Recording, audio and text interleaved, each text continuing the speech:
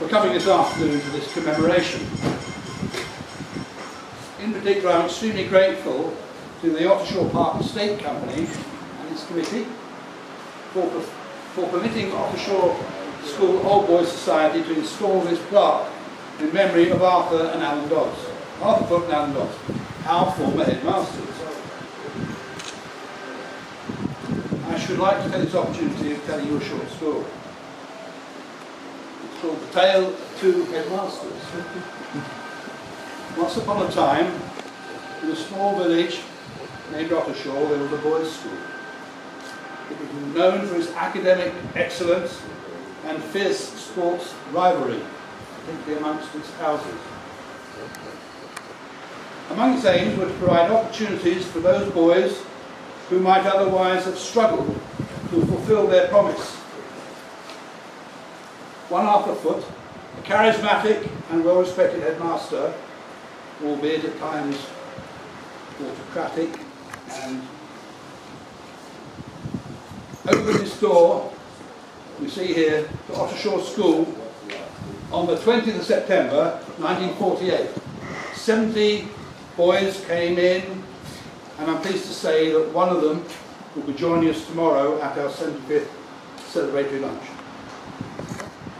Often feared by his pupils, Arthur was a man with strong values, who encouraged natural aptitude above arrogance.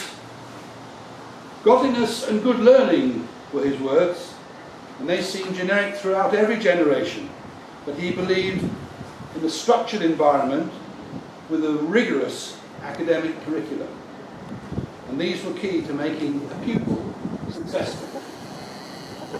Having been educated at Winchester and later Trinity College, Cambridge, he qualified to teach science as a master at Eton.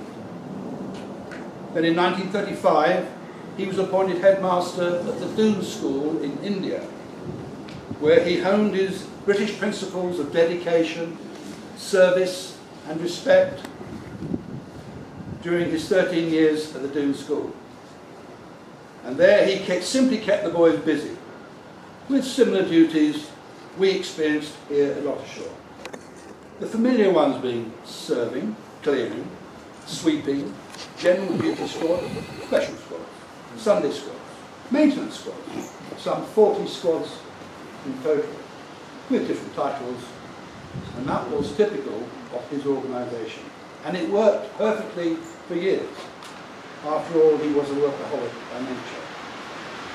During his time as headmaster, the boys here earned a reputation for being well behaved, disciplined and excelling in their studies.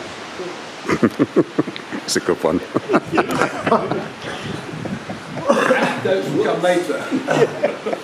Arthur Foote was highly revered by both boys and parents alike.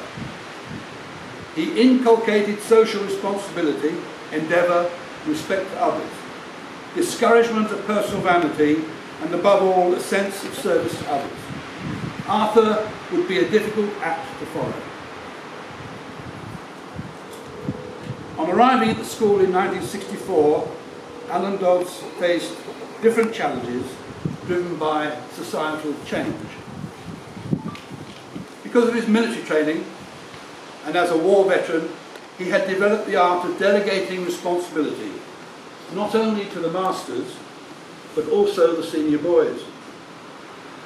Such a shrewd move enabled him to lead different types of leaders to carry out the day-to-day tasks associated with running a model boarding school for boys. Alan was also a workaholic. However, the foundation of the school and its basic organisation had already been cast. And those staff members who worked under Arthur were there to see in Alan, and this helped to maintain continuity. As a 43-year-old housemaster from St Peter's School, York, and educated at the Royal Masonic School and later at St Catherine's College, Cambridge, Alan's approach to management of school life was in marked contrast to that of his predecessor. And it had to be primarily because attitudes towards boarding schools were changing. There was greater affluence in society, with changing values.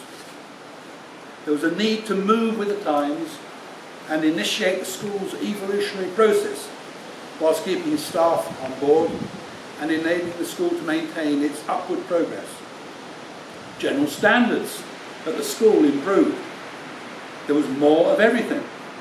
In sport, music, drama, more was attempted and more was achieved.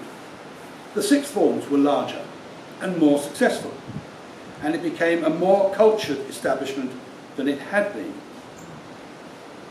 Both headmasters were strong leaders who recognised that an effective education provided opportunities not determined by wealth or postcode, that pupils should have access to organised sport, clubs, activities and small classes to provide the best teaching environment, and that there should be a broad range of curriculum.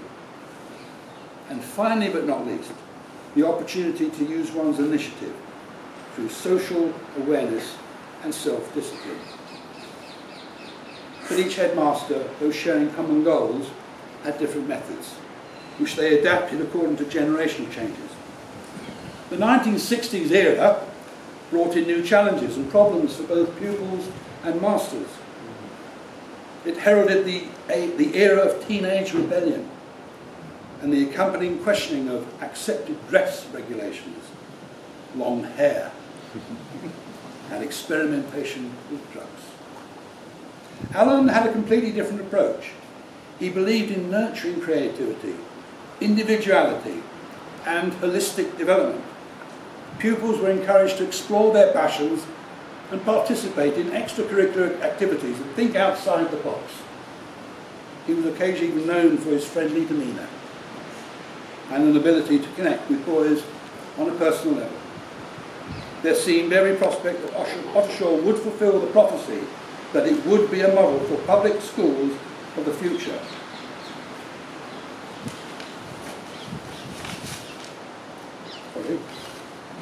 However, the school was not given the continued financial support it needed. And so my tale sadly ends here in 1980.